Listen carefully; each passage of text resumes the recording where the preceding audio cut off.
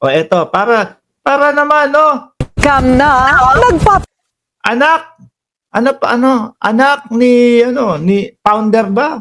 O, ni pastor. Anak ni pastor. Si Joel Villanueva. Di ba? Jesus is Lord. Pero ang trip sa Senado, mambastos. So, pakinggan nyo, ha?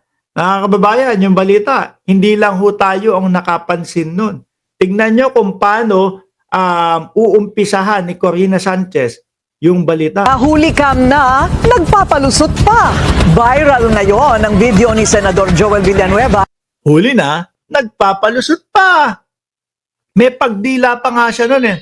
Gumanon pa eh. Oh. Sige, point of order mo. I-point of order mo. No, para tumigil na siya doon sa sinasabi. Eh kaso, nandoon, sino ang may floor? Si Risa Ontiveros. Sino ang may karapatang magsalita? Si Risa Ontiveros. Pagkakaintindi ng mga DDS. Floor leader daw. Kasi janitor daw. Si Risa Ontiveros. Hindi, palibasa ho, mga kababayan, mananalo lang sila doon sa mga doon sa mga estilo ho nilang ganun. Di ba? Sabi, kabayan ko, kapatid ko, fake news, kaaling ko ring. Pakinggan nyo ha, mga bossing. Oh. Nagpapalusot pa. Viral ngayon ang video ni Senador Joel Villanueva na tila sinusulsulan daw si Senador Amy Marcos para harangin ang paghain ng isang mosyon ni Senator Risa Hontiveros. Ito ay bago nagkasagutan na ang dalawang senadora sa kasagsagan ng debate sa impeachment ni VP Sara. Ayan. Kasi ang sinasabi ni Risa Hontiveros nandito tayo upang sa ganon makapanumpa na tayo. Bakit ang dami-dami nyo, inuubos nyo yung oras? No? Inuubos yung oras. Meron akong statement. Bato de la Rosa, pagkahaba-haba. Tapos may pasigaw pa, dismiss! Impeachment ni Sara. May pagganun pa. Bongo. Inuubos nila oras, mga kababayan. Kaya sabi ni Risa Hontiveros, nandito ho tayo para makapanumpa na. Ano po? Nandito tayo para doon sa bagay na yon. Wala munang magsasalita, wala munang mga ganyan-ganyan. Kaso ang plano po nung mga kampon ni Duterte patagalin po, ubusin ng oras. Kaya kailangan yung sinasabi ni Risa Hontiveros, harangin mo kasi kapag kayan na-establish niya, hindi na tayo makakapagsalita. Hindi na natin madidelay. Yung panunumpa. Tuloy. Depensa ni Senator Villanueva sa agenda report ni Hannah T. Pwede mo lang sabihin sa microphone. Inaprubahan natin mo Para tumigil siya. Point of order. Point of order, Mr. President. Yan na yun eh. I-point of order mo. Di ba? I have the floor, Mr. Point of President. order. I have Paliwanag ni Risa Hontiveros, I have the floor. Ako ang may karapatan. the floor, Point Mr. of order. President. Yung pambabastos nila, kitang-kita, huli. Di ba? Amen. Di ba? Tayo po, sasabihin, siyempre sa church. Tayo po, ang gusto natin, katotohanan. Ang gusto ng Panginoon ay magkaroon ng hustisya. Bawat naaapi. Ganun, mga kababayan. No? Pero pagdating po doon sa Senado, bastusin mo, dali. Harangin mo. Sabayan mo ng salita. I-point of order mo. Tapos sabay dila pa. Di ba? Napadila pa sa gilid. Gumanon pa. Ng Bilyonaryo News Channel ang ngayon kalat na video. Galing pala sa Bilyonaryo News Channel. Sa kanila pala galing mismo. Isang eksena bago magpalitan ng salita sina Senators Risa Hontiveros at Amy Marcos.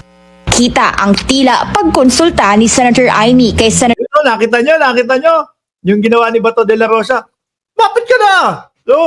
Sunod-sunuran na lang. Parang aso si Amy Marcos dito sa mga Duterte Black. Joel Villanueva. bago mag-raise ng point of order habang nagsasalita si Ontiveros. Tayo ho, mga bossing, pag may nagsasalita, kahit na sa debate, ang maganda pong debate at ang maganda pong palitan ng kuro-kuro, pakinggan mo muna, pagkatapos, saka ka bumanat. Ganon. Pero kapag ka ikaw, wala na, hindi na kaya, mambabastos ka na. Babastusin mo na. Yung sinasabi niya na alam mo na mahihirapan kang idepensa, hintuin mo na, sabayan mo para huminto siya. Diba? Sabayan mo. Yun yung nakikita natin eh. Pagkakaintindi natin. Sabayan mo. Miski doon sa sinabi nila. Sabayan mo para huminto siya. Umani ito ng samut-saring batikos online. Lalo't nagmistulang tinuturuan niya si Marcos na lumapit sa podium, kasama si Senator Bato de la Rosa. Pero, paano nga ba ito Pa nga tumawag eh, di ba? Lumapit ka na, mag-point of order ka. No? Pwede ka nang magsalita para tumigil siya. Yun eh. Yun, mga bossing. Pwede ka nang magsalita para tumigil siya.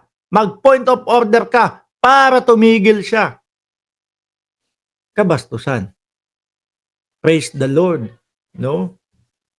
Sabi nung tatay, kapayapaan para sa bawat isa. No? Palabasin ang katotohanan. No? O ganyan. Tapos, trip nung anak, mambastos sa loob ng Senado. nangyari noong June 10? Una na kasing nagmosyon si De La Rosa na i-dismiss na ang impeachment complaint laban kay VP Sara. I respectfully move Ayan na si Bato. Yung kanyang pasigaw na, dismiss! Impeachment! Medyo napasigaw pa eh. No? May mga ganong eksena pa si Bato eh. that in view of its constitutional infirmities and questions on the Yan, sabi ni kabayan ko, no ma'am, hindi kita ma-jacketan dyan eh. No? Kapag ka naka-live po tayo, mahirap na ho kasing makapag-jacket-jacket, mga kababayan eh. Oh. Si Batorni, nagsasalita na ho, mga boss, ha? jurisdiction and authority of the 20th Congress, the verified impeachment complaint against Vice President Sara Zimmerman Duterte be dismissed. Tinangka ni Senator Bongo magsalita pagkatapos Napapasigaw. Ayan yung sinasabi ko sa inyo, mga kababayan. 'Di ba? Napapasigaw, tapos sunod naman, si Bongo naman. Oh. Inuubos nila yung oras. Yan yung trip talaga nila. Na kapag ka yung si Risa Ontiveros na-establish niya yung kanyang sinasabi, hinto lahat tong nila, itong mga trip nila na maudlot.